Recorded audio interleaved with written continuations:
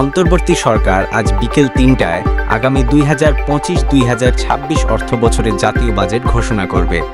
Budget এলে বেশিরভাগ মানুষের মাথায় প্রশ্ন আসে, জিনিসপত্রের দাম বাড়বে না তো? অর্থনীতিবিদ ডক্টর সালাউদ্দিন আহমেদ বাজেট বক্তব্যে মূল্যস্ফীতি কমানোর প্রতিশ্রুতি দেবেন। সে প্রতিশ্রুতি রক্ষায় তার জন্য মূল চ্যালেঞ্জ। রাজস্ব আয়ের লক্ষ্যমাত্রা অর্জন হবে তার জন্য আরেকটি বড় চ্যালেঞ্জ। মূল্যস্ফীতির গড় হার আগামী অর্থবছর শেষে 6.5% নামিয়ে আনার লক্ষ্যমাত্রা থাকছে বাজেটে। অর্থ বিভাগের সাম্প্রতিক এক পর্যবেক্ষণে বলা হয়, বিভিন্ন আন্তর্জাতিক উন্নয়ন সহযোগী সংস্থা ও দেশি বিদেশি গবেষণা সংস্থা মূল্যস্ফীতিকে মূল চ্যালেঞ্জ হিসেবে মনে করছে। মূল্যস্ফীতির ফলে নিম্ন মধ্যবিত্ত মানুষের ক্রয় ক্ষমতা কমলে সামাজিক নিরাপত্তাহীনতা ও জনমনে ক্ষোভ সৃষ্টি হয়। এমন প্রেক্ষাপটে আগামী বাজেটে মূল্যস্ফীতি নিয়ন্ত্রণকে 1 নম্বর অগ্রাধিকার দেওয়া হচ্ছে। মূল্যস্ফীতি নিয়ন্ত্রণকে অগ্রাধিকার দেওয়ার কথা বলা হলেও আগামী অর্থবছরে সাধারণ করদাতাদের আয় করে ছাড় দেওয়া হচ্ছে না। বেশ কিছু পণ্য ও সেবায় ফ্যাট বাড়ছে।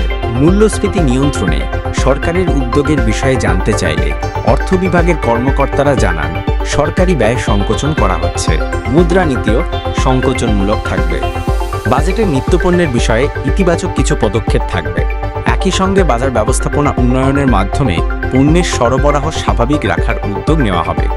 ঢাকা বিশ্ববিদ্যালয়ের অর্থনীতি বিভাগের অধ্যাপক ও বেসরকারি গবেষণা সংস্থা শানিমের নির্বাহী পরিচালক ডক্টর সেলিম রায়হান বলেন, মূল্যস্ফীতি নিয়ন্ত্রণে মুদ্রানীতি, রাজস্ব নীতি এবং বাজার ব্যবস্থাপনায় সমন্বয় দরকার। নতুন বাজেটে মোট রাজস্ব আয়ের লক্ষ্যমাত্রা ধরা হচ্ছে 5,64,000 কোটি টাকা।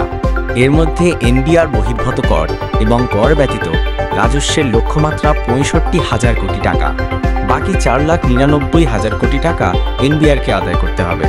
চলতি অর্থ বছরের মূল বাজেটে যা ছিল 4,80,000 কোটি টাকা, সংশোধিত বাজেটে কমিয়ে করা হয় 4,63,500 কোটি টাকা। তবে চলতি বছরের 9 মাসে 2,56,486 কোটি টাকার রাজস্ব আয় করেছে এনবিআর, যা সংস্থাটির লক্ষ্যমাত্রার চেয়ে প্রায় 65,000 কোটি টাকা কম।